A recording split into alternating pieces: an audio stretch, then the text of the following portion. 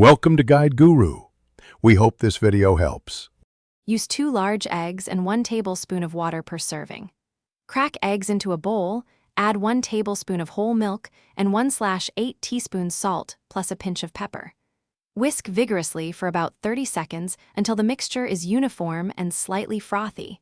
This incorporates air and creates the soft curds McDonald's patties are known for.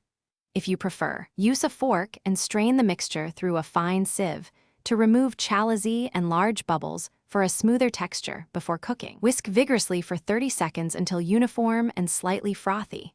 Heat a nonstick pan over low heat and add 1 teaspoon butter or oil. Swirl to coat so eggs don't brown. Pour in the egg mix and let set for 10 seconds, then stir gently with a wide spatula every 20 seconds, pushing from the edges to the center to form soft folds. Cook on low heat for 90 to 120 seconds total, removing from heat slightly before fully set so residual heat finishes them. Press cooked eggs into a 3/5-inch ring mold for a round patty. Transfer soft eggs immediately into the warmed ring, compress lightly with a spatula, and cool slightly to hold shape.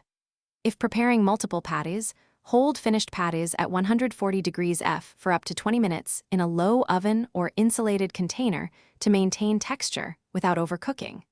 Serve on an English muffin or biscuit with a slice of American cheese, or wrap in parchment for grab and go, and season to taste with salt and pepper. Thanks for watching. Consider subscribing if we helped you today.